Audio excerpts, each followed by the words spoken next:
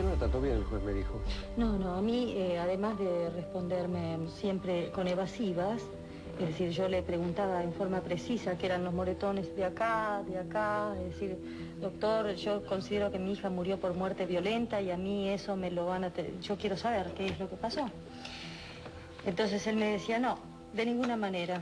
Y bueno, es decir, no me daba información, además me dijo, la investigación está en mí, toda en el cajón de mi escritorio y lo tengo bajo llave. Así que el único que investiga soy yo. Finalmente, la presión mediática terminó forzando la realización de una segunda autopsia. En la segunda autopsia básicamente se demuestra la ausencia de plantas en los pulmones, que permiten la identificación del tipo de agua y del lugar donde la persona se ha ahogado.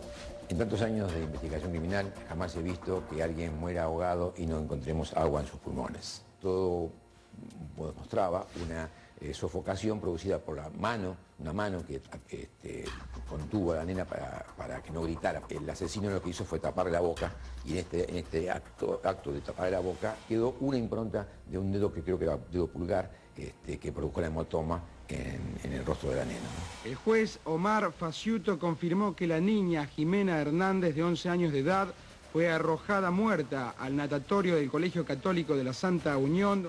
El magistrado informó que la causa de la muerte no fue asfixia por sumersión, sino por sofocación. ¿Cómo mataron a Jimena?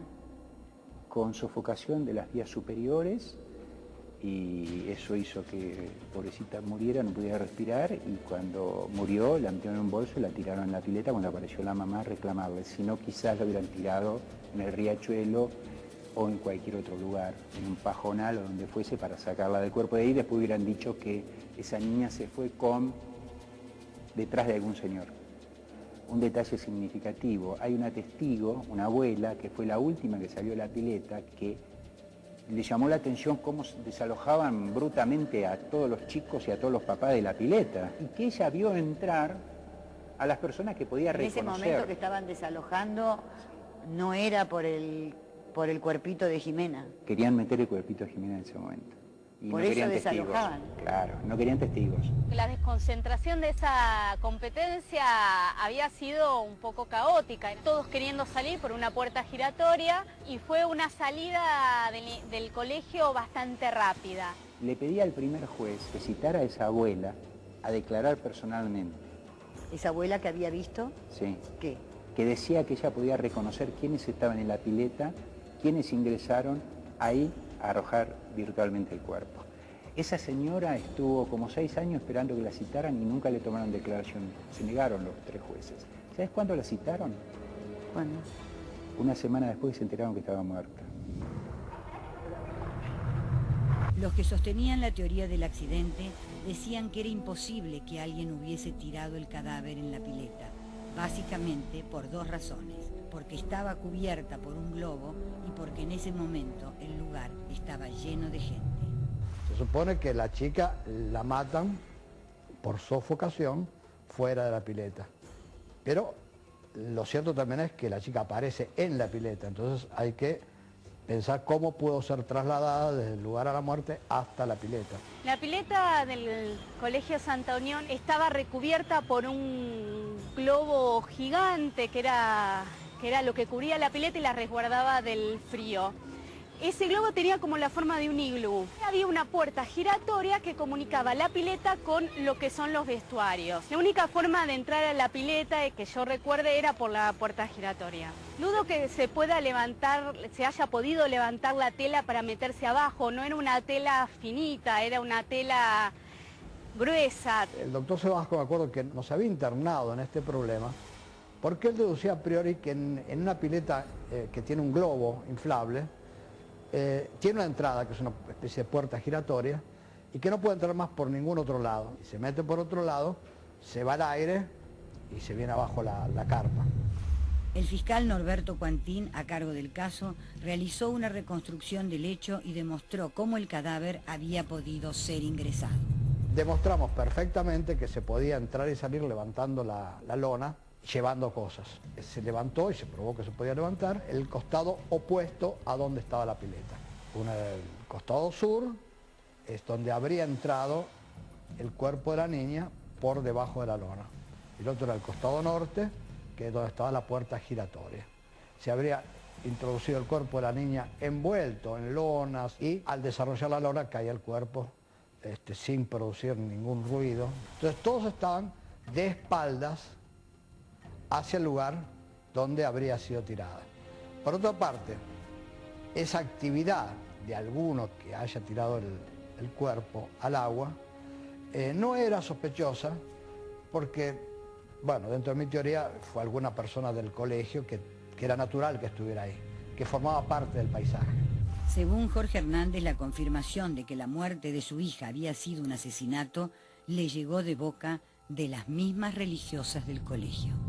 ¿Cuándo hablaste con las monjas?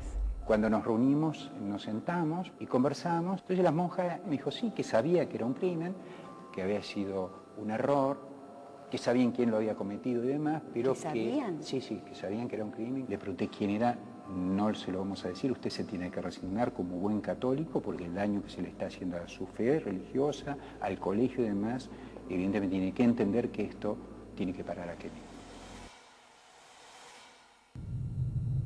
A mí me pasa que desde la ficción hago un personaje que le roban a su hija, a vos te matan a tu hija. Y soy capaz de hacer cualquier cosa. ¿Qué cosa llegaste a hacer? Saltar tapiales, ingresar al colegio para investigar en detalle, centímetro a centímetro, toda la superficie del colegio, todos los recovecos, de noche.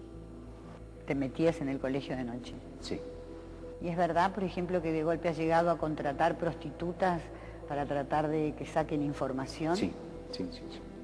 Digamos, contratar señoritas de vida fácil, por decir así, para que cada uno de los sospechados de esto se liberara en un ambiente agradable, con algunas copas de por medio y un poco se ufanara de lo que estaba haciendo, había hecho o cómo lo estaban protegiendo.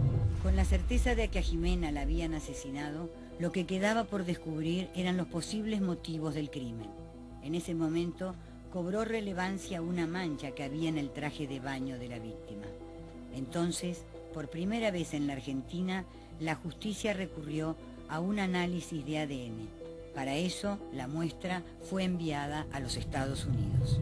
Lo que ocurre es que esa mancha genética trabajada a nivel de proteínas y de enzimas puede dar el patrón genético o la identificación del emisor. La mancha se mandó a Estados Unidos, es decir, teníamos una lista de gente que podía haber tenido acceso, se prestaron todos a que se les extrajera sangre, se mandó la sangre a Estados Unidos para ver si coincidía con el semen de la malla. Ahí tenemos al asesino. Lamentablemente el resultado 4 semanas después fue que sí que era semen, pero la cantidad de ADN no era suficiente para sacar el perfil genético del sospechoso. Que la muestra de la prenda había sido cajoneada por algunos meses en un tribunal, lo cual hacía que sus condiciones de preservación no fueran las adecuadas. ¿Cuánto tiempo había pasado desde que el cuerpito de Jimena tenía el traje de baño? Bueno, el juez Vasco lo había ocultado en su cajón de su escritorio durante varios meses, sin ninguna protección. ¿Eso lo pudiste probar? No, está probado en el expediente, no yo. Está en el expediente judicial probado. ¿Por qué lo escondió? Porque él necesitaba dar otra versión de los hechos y ocultar la verdad. Este conjunto de pruebas hizo crecer la hipótesis de que Jimena había sido asesinada en un episodio de abuso sexual. Sí, se pudieron determinar elementos como, por ejemplo, la persona que la atacó había eyaculado en la prenda sin penetrarla, porque la autopsia y los médicos forenses determinaron que no había sido violada, pero sí un intento de abuso. Acá lo que hubo un trato sexual en algún momento, sin penetración, y también hubo un homicidio. El que tuvo un abuso sexual con Jimena la mata porque Jimena se resiste o para que Jimena no lo denuncie, porque lo conocía. Sobre la hipótesis del abuso sexual, se montó, sorprendentemente, una campaña de desprestigio de la conducta de Jimena, una niña de 11 años asesinada. En este caso, el silencio no es salud. Usted sabe, perdóneme señora, que por todos lados se publicó que su chica había sido seducida, que ella había consentido, en fin, le pido por favor. Yo soy madre conozco más que nadie nunca. Lo que no puedo entender es que se califique la conducta sexual de una criatura. Es decir, que ahora en vez de regular, conducta regular, bueno, ahí además hay que agregarle a partir de ahora conducta sexual a todo niño, ¿no es cierto?, en los boletines.